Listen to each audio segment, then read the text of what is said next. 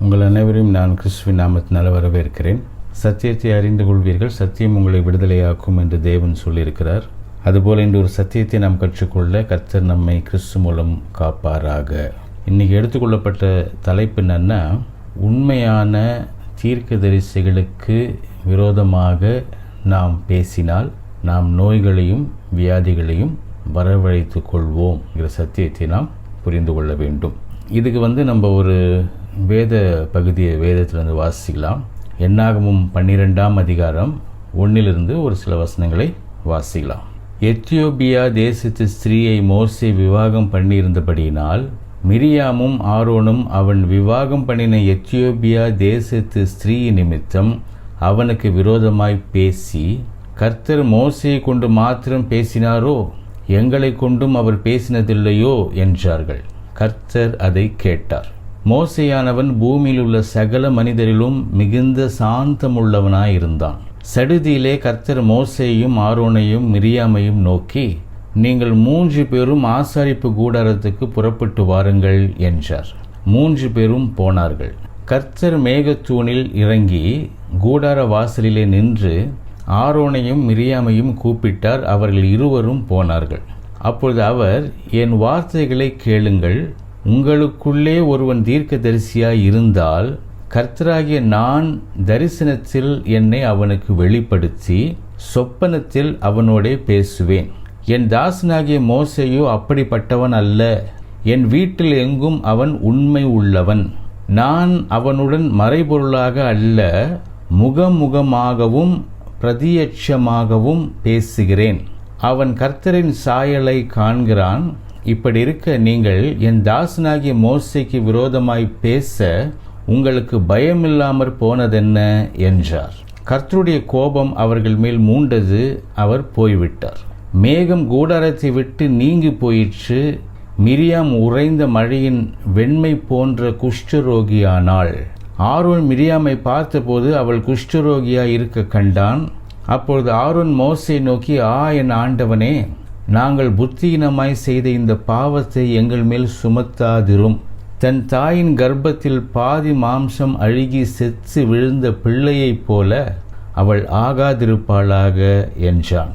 அப்போது மோசே கர்த்தரை நோக்கி, என் தேவனே, அவளை குணமாக்கும் என்று கெஞ்சினான்.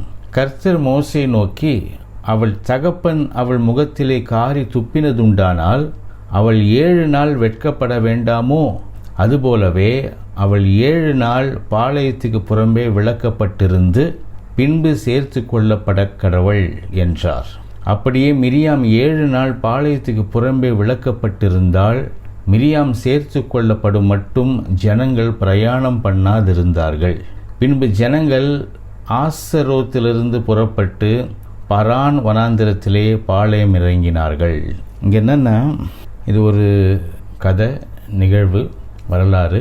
இது நம்ம படிக்கும் போதே கடவுளுக்குள்ள கதை நமக்கு புரியும். மிரியாம் ஆரோன் இருக்காங்க, மோசேவோட சகோதரன் சகோதரி. கடவுள் மோசே அப்படின்ற ஒரு மனுஷனை தேர்ந்தெடுத்து அவரை தீர்க்கதரிசியாக பயன்படுத்தி எகிப்தில் 400 வருஷமாய் அடிமையாக இருந்தார்கள் இஸ்ரவேல் மக்கள். அவங்கள கடவுள் முன்னாடியே வாக்குத்தத்தம் பண்ணுறார், இந்த மாதிரி அடிமையாக இருப்பாங்க, 400 வருஷம் அடிமையாக இருப்பாங்க, அந்த டைம் முடியும் போது நான் காப்பாற்றுவேன் அப்படின்னு சொல்கிறார். அதே மாதிரி அவங்க அடிமையாக இருக்கிறாங்க கடவுள் சொன்ன மாதிரி. அதே மாதிரி கடவுள் வாக்குத்தத்தம் பண்ண மாதிரி அந்த டைம் முடிகிற நேரத்தில் ஒரு இரட்சகரை தேவன் எழுப்புகிறார். மோசே அப்படின்ற ஒரு இரட்சகரை, ஒரு தீர்க்கதரிசியை எழுப்பி அவர் மூலமாக அந்த கிட்டத்தட்ட 6 லட்சம் யூதர்கள், ஆண்கள், அதாவது 20 வயசுக்கு மேற்பட்டவர்களே 6 லட்சம் பேர், அப்போ பெண்கள் குழந்தைகள்லாம் எடுத்தால் கிட்டத்தட்ட 20 லட்சம் மக்களை இந்த மோசேன்ற தீர்க்கதரிசியை கொண்டு விடுதலை பண்ணி கொண்டு வருகிறார். கடவுள் மோசேயோடு பேசி அந்த மோசே கடவுளோட வார்த்தையை மக்களுக்கு அறிவித்து அப்படியே காலங்கள் போய்கொண்டிருக்கிறது. திடீர்னு மிரியாமுக்கும் ஆரோனுக்கும் ஏதோ ஒரு அதிருப்தி, ஒரு எரிச்சல், ஒரு கோபம். அவர் எத்தியோப்பிய ஸ்திரீயை திருமணம் செய்து கொண்டதுனால அவருக்கு மேலே கோபப்பட்டு அவருக்கு விரோதமாக பேசுகிறாங்க. அப்போ கடவுள் 3 பேரையும் கூப்பிட்டு பேசுகிறார். அப்போது தீர்க்கதரிசி மோசே, இந்த மோசே ஒரு சாதாரண தீர்க்கதரிசியில் விசேஷமான ஒரு தீர்க்கதரிசி. அவர் தேவனுடைய சாயலை காண்கிறார், தாழ்மை உள்ளவர், உலகத்திலேயே அப்போ உலகத்திலேயே மிகுந்த தாழ்மை உள்ள ஒரு மனுஷனை மோசே இருக்கிறார். அது கடவுள் சொல்கிற சாட்சி, மோசையை குறித்து கடவுள் சொல்லுகிற ஒரு உண்மை. அதே நேரத்தில் எங்கும் உண்மை உள்ளவன் அப்படின்னு மோசையை குறித்து கடவுள் சொல்லுகிறார்.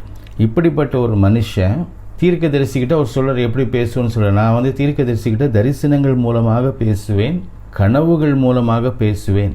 எல்லா கனவும் கடவுள் கொடுக்குற கனவு கிடையாது. ஏன்னா சாலமோன் சொல்கிறாரு, கவலையின் திரட்சியினால் கனவுகள் அதிகமாய் வரும். அப்போ கடவுள் மனுஷனோட பேசுகிற கனவுகளும் உண்டு, கவலையின் திரட்சியினால் வருகிற கனவுகளும் உண்டு. அது எது எப்படின்றது அப்பப்போ கடவுள் நமக்கு வெளிப்படுத்த வேண்டும். அதன் மூலிமா நம்ம கற்றுக்கொள்ளலாம். ஸோ இங்கே என்னென்னா கடவுள் சொல்கிறாரு, ஒரு மனுஷனை தீர்க்கதரிசியை நான் தேர்ந்தெடுத்தேன்னா தரிசனங்கள் மூலமாக பேசுவேன், கனவுகள் மூலமாக பேசுவேன். ஆனால் மோசே கிட்ட நான் முகமுகமாய் பேசுகிறேன், ஒரு நண்பனோடு பேசுவது போல முகமுகமாய் நான் பேசுகிறேன். என்னுடைய சாயலை மோசே காண்கிறான்.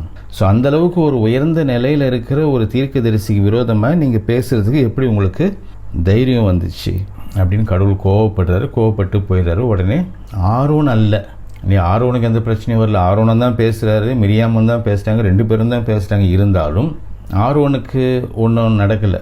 கடவுள் அந்த கோபாக்கினி ஆரோன் மேலே செலுத்தலை. ஆனால் மிரியாம் என்ன ஆகிறாங்கன்னா, அழுகி போன பாதி மாம்சம் அழுகி போன ஒரு குஷ்டரோகி போல ஆயிடுறாங்க. பாதி மாம்சம் அழுகி போன மாதிரி ஆக வேண்டான்னு ஒரு ப்ரேயர் பண்ணுறாரு. அப்போ ஏதோ ஓரளவு மாம்சம் அழுகி போன ஒரு ஸ்திரீ போல் அவங்க குஷ்டரோகியை காட்சி அளிக்கிறாங்க.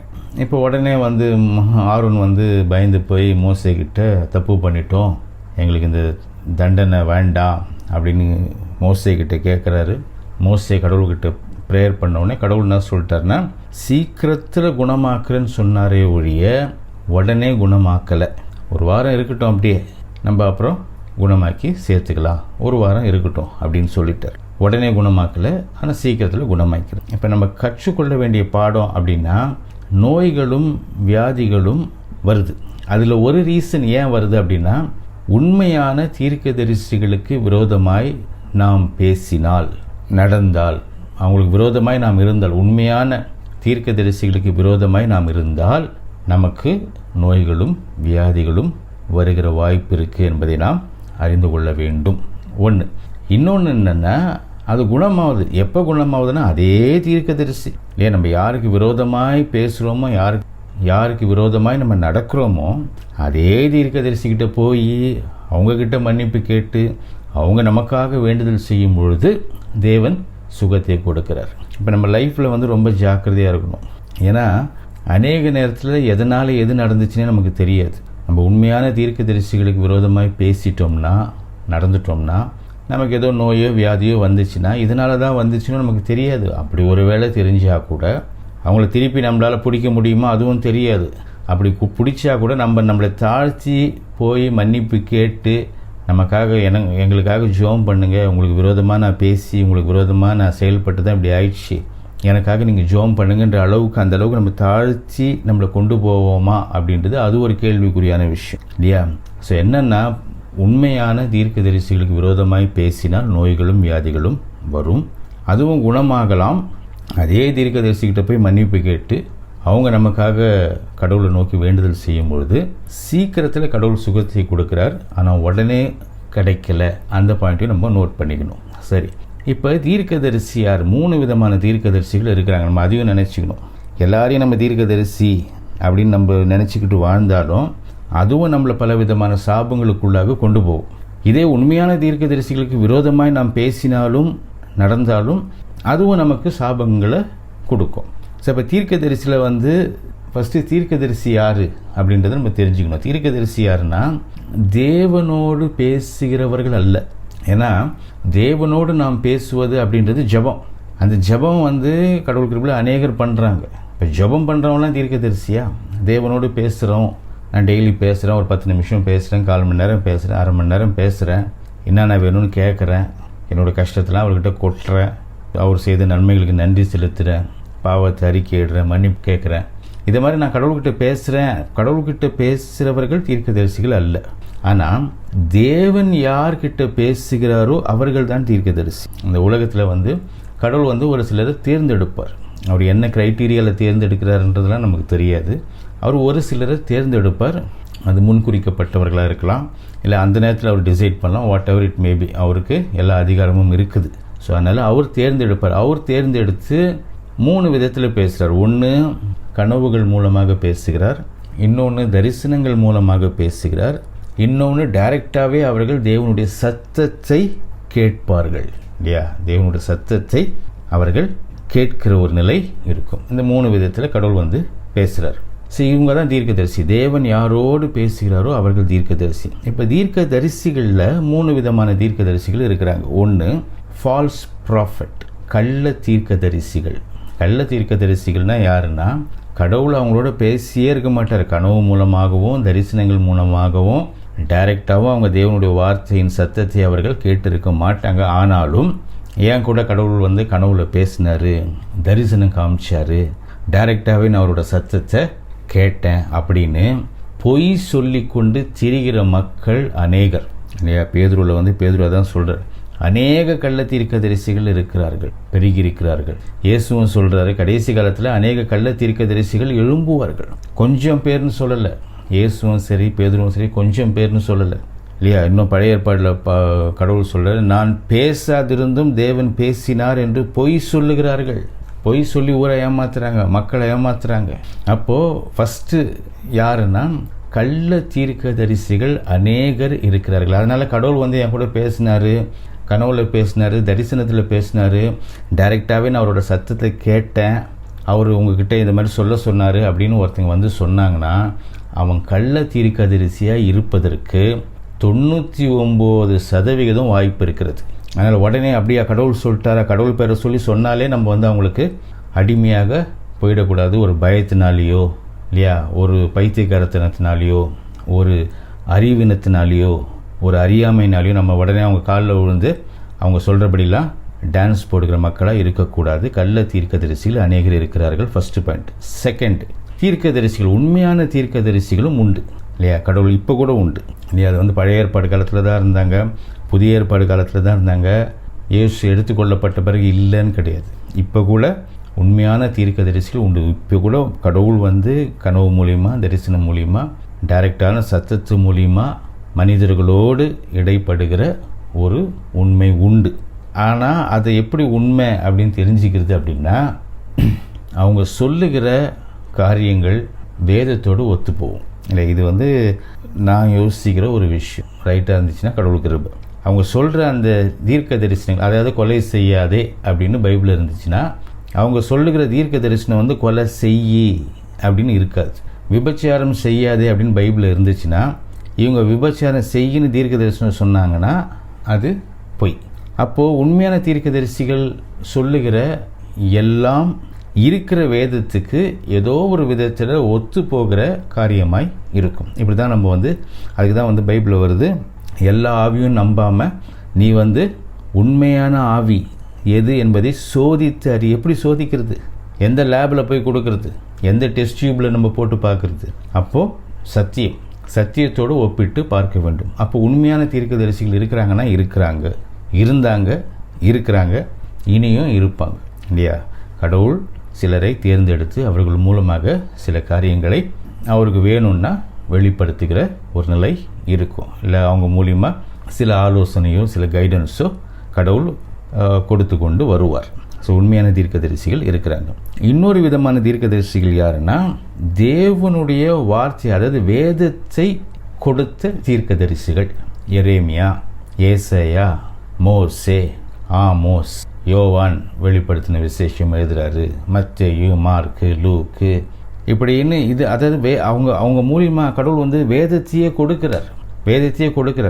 இப்போ அவங்களுக்கு விரோதமாக பேசுனா கடவுளுடைய வார்த்தையாகிய வேதத்துக்கு விரோதமாய் பேசுகிற மாதிரி அப்படி. இப்போ எரேமியா வந்து கடவுள் இதை சொன்னார் அப்படின்னு அவர் சொல்கிறாரு, ஏசாயா சொல்கிறாரு, பேதுரு சொல்கிறாரு.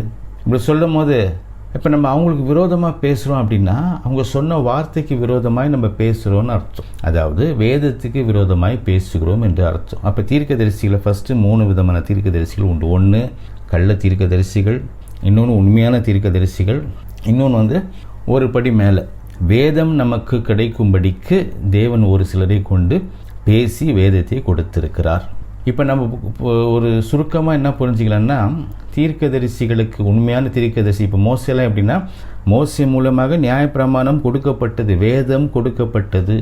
அப்போ அந்த மாதிரி தீர்க்கதரிசிகளுக்கு விரோதமாக, எரேமியாவுக்கு விரோதமாக, ஏசாயாவுக்கு விரோதமாக, சாமுவேலுக்கு விரோதமாக, மோசேக்கு விரோதமாக, இது மாதிரி பேதுரு, பவுல் இவங்களுக்கு விரோதமாலாம் நம்ம பேசுகிறோன்னா, நாம் வேதத்துக்கு விரோதமாக பேசுகிறோம். அப்படி பைபிளுக்கு அகெயின்ஸ்டா இல்லையா, வேதத்துக்கு அகெயின்ஸ்டா, அதை கொடுத்தவங்களுக்கு அகெயின்ஸ்டா, அவங்க மூலியமாக கொடுக்கப்பட்ட கடவுளுடைய வார்த்தைக்கு அகெயின்ஸ்டாக நாம் பேசுகிறவர்களாக இருந்தால் நமக்கு நோய்களும் வியாதிகளும் வரக்கூடும். ரொம்ப ஜாக்கிரதையாய் இருக்க வேண்டும். அப்போ நம்ம கற்றுக்க வேண்டிய பாடம் என்னென்னா, உண்மையான தீர்க்கதரிசிகளுக்கு விரோதமாய் நாம் பேசுகிறது, செயல்படுறது இருக்கக்கூடாது. வேதத்தை தேவன் ஒரு சில தீர்க்கதரிசிகள் மூலமாக கொடுத்திருக்கிறார். அந்த தீர்க்கதரிசிகளுக்கு விரோதமாய் நாம் பேசுகிறவர்களாய், செயல்படுகிறவர்களாய் இருக்கக்கூடாது. அவர்கள் மூலமாக கொடுக்கப்பட்ட தீர்க்க தரிசன வசனங்கள், வார்த்தைகள், அதற்கு விரோதமாய் நாம் பேசுகிறவர்களாய், செயல்படுகிறவர்களாய் இருக்கக்கூடாது. அப்படி இருந்தோம்னா நாம் நோய்களிலும் வியாதிகளிலும் மாட்டிக்கொள்ளக்கூடும் இல்லையா. இந்த சத்தியத்தை நாம் கற்றுக்கொள்ள வேண்டும். ஒன்று. இன்னொன்று, சுகம் கொடுக்கிறார். இப்போ அவங்கக்கிட்டே போய் மன்னிப்பு கேட்டு அவங்க கடவுள்கிட்ட ஜெபம் பண்ணி அந்த ஒரு ஆங்கிளில் கடவுள் சுகத்தை கொடுக்கிறார். ஸோ அப்போ நம்மளே டைரெக்டாக போய் பண்ணிக்கிட்டு சுகத்தை வாங்க முடியாதானா? வாங்கலாம்.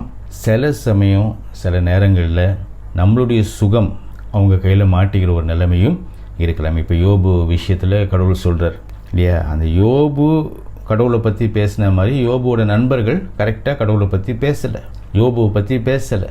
அதனால் கடவுள் என்ன சொல்லிட்டாருன்னா, எனக்கு உங்கள் மேலே கோபம் வந்துருச்சு. இப்போ யோபு உங்களுக்காக ஜெபம் பண்ணால் நான் அந்த கோபத்தை உங்கள் மேலேருந்து எடுப்பேன். அப்புறம் யோபு ஜெபம் பண்ணுறாரு, கடவுள் கோபத்தை எடுக்கிறார். இப்போ யோபு ஜெபம் பண்ணலன்னா ஒன்று. அடுத்தது இதே மாதிரி தான் அப்ரஹாம் அபிமெலேக்கு கதை. அபிமெலேக்குன்ற ராஜா அப்ரஹாமோட மனைவி எடுத்துன்னு போயிடுறார். ஆனால் கடவுள் அபிமெலேக்கு அப்ரஹாம் மனைவி சாராளை தொடாதபடிக்கு கடவுள் பாதுகாத்து திருப்பி கொடுத்துடுறார். ஆனால் அபிமெலேக்குக்கும் அவரை சார்ந்த அவருடைய நாட்டு மக்கள், அவரை சார்ந்த எல்லா மனிதர்களுக்கும் கடவுள் ஒரு சாபத்தை போட்டார். இனி உங்களுக்கு குழந்தைய பிறக்காதுன்ற ஒரு சாபத்தை போட்டுட்டு என்ன சொல்லிட்டாருன்னா, போய் அப்ரஹாம் கிட்ட கேளு, அப்ரஹாம் உனக்காக ஜெபம் பண்ணார்னா அந்த சாபத்தை நான் எடுப்பேன்ட்டார். அப்போது சில நேரத்தில் நம்ம சில தப்பு செய்யும்போது நமக்கு சில பிரச்சனை, நோய் வியாதின்ற பிரச்சனையில் நம்ம மாட்டிக்கொள்ளக்கூடும். ஒன்று. செகண்டு, நம்மளுடைய ஹீலிங் மற்றவங்க கையில் மாற்றுற மாதிரி ஆயிடுச்சுன்னா அது கொஞ்சம் கஷ்டமான விஷயம். ஏன்னா அந்தளவுக்கு நம்ம தாழ்மைப்படணும், நம்ம ஐடென்டிஃபை பண்ணணும், அந்த மக்கள் நம்ம கையில் மாட்டணும், இதெல்லாம் இருக்குது. இது பொதுவாக நம்ம பார்த்தா கூட சரி, இந்த பூமியில் வாழும்போது பைபிள்லேயே ஒரு இடத்துல வரும், நிறைய இடத்துல வரும். என்னென்னா, உன்னை விட அவங்க பெட்டர் பீப்புள், உன்னை விட பெட்டர் அவங்க, ஆனால் அவங்களுக்கு விரோதமாக நீ இப்படி நடந்துட்டேன்னு ஒரு சில இடங்களில் வரும். அதே மாதிரி நம்ம ரிலேஷன்ஸ்குள்ளே, ஆஃபீஸில் நம்ம வாழ்கிற நம்ம நெய்பர்ஸு, நம்ம சமுதாயம், அதில் நம்ம எல்லாருக்கும் ஒரு சிலருக்கு ஒரு சில கெட்டதை நம்ம சொல் மூலமாகவும் செயல் மூலமாகவும் நம்ம செஞ்சிடலாம். ஆனால் அவங்கள பாதிக்கிற அந்த கெட்டது, நம்ம செய்கிற கெட்டது அவங்கள பாதிக்கும் பொழுது நமக்கு அது சாபமாக மாறிவிடலாம். சில பேர் அப்படி தான் ஆஃபீஸில் ஒரு சிலருக்கு மேலே தேவையில்லாத கம்ப்ளைண்ட்ஸ் எல்லாம் சொல்லி ஒரு சில இன்க்ரிமெண்ட்டை கட் பண்ணி விடுவாங்க. ஒரு சிலர் ஒரு சிலருக்கு விரோதமாக, ஐயோ அவருக்கு அந்த ப்ரொமோஷன் கிடைக்கும், ஆனால் அதை எப்படி நம்ம கெடுக்கிறது அப்படின்லாம் சில பேர் கெடுத்து விடுவாங்க. சிலர் பொண்ணோட வாழ்க்கையில் விளையாண்டு அந்த கல்யாணத்துக்கு எடுத்து விடுவாங்க. சில பேர் பையனோட ஒரு கல்யாணத்துக்கு எடுத்து விடுவாங்க. இதே மாதிரி ஒரு சிலருக்கு ஒரு சில கேடுகளை செய்வாங்க. அது அவங்களுக்கு என்னவாக மாறிவிடும்னா, அவங்களுக்கு ஒரு விதமான ஒரு சாபமாக மாறிடும். அது நோய் மூலமாகவோ வியாதி மூலமாகவோ சாபமாக மாறிடும். அப்போ இவங்களோட ஹீலிங் யார் கையில் மாட்டோம்னா அவங்க கையில் மாட்டோம். அது கரெக்டாக நம்ம ஐடென்டிஃபை பண்ணி, யாருக்கு நம்ம என்ன செஞ்சதுனால இந்த வந்திருக்குது அப்படின்னு நம்ம கரெக்டாக அவங்கக்கிட்ட போய் நம்ம எனக்காக என்ன மன்னிச்சிருங்க, எனக்காக ஜெபம் பண்ணுங்கள், இப்படிலாம் நம்ம போய் நிற்போமா அப்படின்னா அது கேள்விக்குறி. இல்லை, கடவுள்கிட்ட நின்னால் அவர் மன்னிக்க மாட்டார்னு கிடையாது. அது நம்ம அடி வாங்கி நம்ம கரெக்டாக திரும்புறதுக்குள்ளே எவ்வளோ டைம் ஓடுமோ அதுவும் நமக்கு தெரியாது. ஸோ இதனால் என்னென்னா, பொதுவாகவே ஜீசஸ் சொல்கிற மாதிரி தன்னை போல் பிறரை நேசி இல்லையா, அந்த மாதிரி வாழ்ந்துட்டு போயிட்டால் நல்லது. யாரையும் கெடுக்காமல், யார் குடும்பத்தையும் கெடுக்காமல், யாருக்கும் எந்த கெட்டதும் நினைக்காமல் செய்யாமல் வாழ்ந்துட்டா கடவுள் கிருபையில் ரொம்ப நல்லது. ஒன்று. இது பொதுவாக கற்றுக்கொள்ள வேண்டிய ஒரு சின்ன பாடம். பெரிய பாடம் என்னென்னா, உண்மையான தீர்க்கதரிசிகள் தேவன் வேதத்தை சில தீர்க்கதரிசிகள் மூலமாக கொடுக்கிறார். அந்த தீர்க்கதரிசிகள் தேவனுடைய வார்த்தை, தீர்க்க தரிசன வார்த்தை, இவைகளுக்கு விரோதமாய் நாம் பேசுகிற செயல்படுகிற மக்களாய், இவைகளுக்கு விரோதமாய் நாம் பேசுகிற செயல்படுகிற மக்களாய் இருந்தால் நாம் நோய்களையும் வியாதிகளையும் சம்பாதித்து கொள்ளக்கூடும். இதை நம்ம உணர்ந்து கொள்ள வேண்டும். இதே நேரத்தில் கள்ள தீர்க்க தரிசிகளுக்கு நம்ம ஆமாம் போட்டு ஏமாந்துட்டு அவங்க காலில் உழுந்து கடந்தாலும் நமக்கு அநேக தீமைகளும் சாபங்களும் வரும். இதையும் புரிஞ்சுக்கணும். அப்போது ரொம்ப ஜாக்கிரதையாய் நம்ம இதை கற்றுக்கொண்டு கை கொண்டு இதற்குரிய ஆசீர்வாதத்தை பெறும்படிக்கு கர்த்தர் நம்மை கிறிஸ்து மூலம் காத்து வழிநடத்துவாராக. ஆமென்.